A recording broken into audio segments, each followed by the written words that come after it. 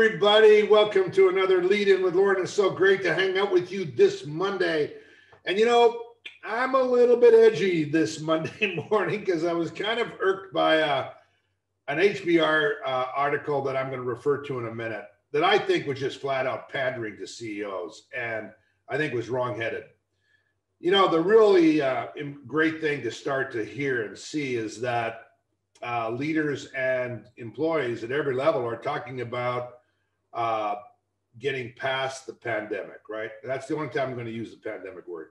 So, the interesting thing though, is I'm sort of seeing two kinds of conversations, and I want to encourage you to lean one way versus the other. One way of talking about the post-pandemic situation, the second time I said it, was going, some people are talking about returning to work. I think if you think that way, you might not end up in as gratifying a spot if you think the other way, which is how might we move forward post this experience? So returning back versus moving forward. So let me talk about why this HBR article kind of ticked me off. One, it suggested to CEOs to be very close vested about this issue about remote working and to be cautious about listening to employee surveys that are frankly overwhelmingly favorable.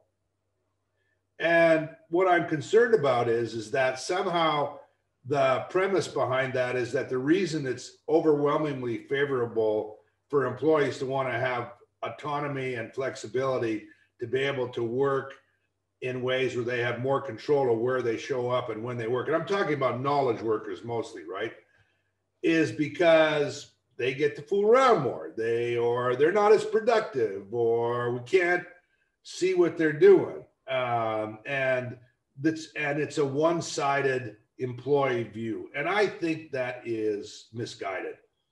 I think thoughtful, caring employees want to create value. They want to do a great job.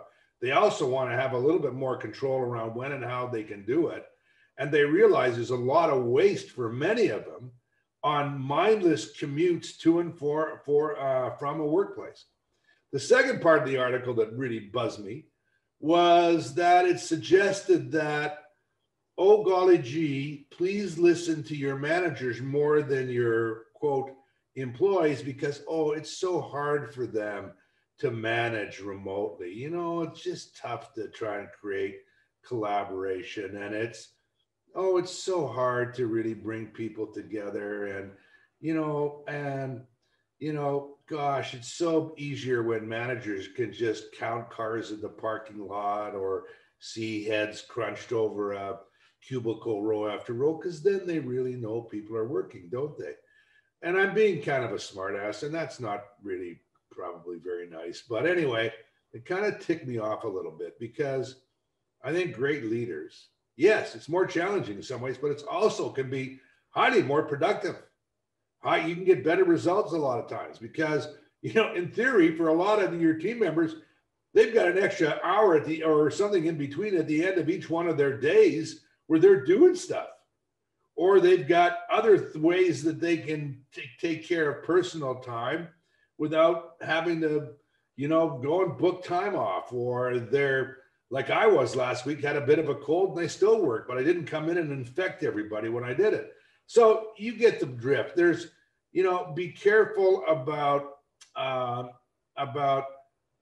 making these assumptions around that automatically that people that are, quote, that you can see them, they're returning to work, real work, that somehow is the right thing to do. Yeah, it's worthy of a lot of conversation. And of course, leaders and managers have a viewpoint.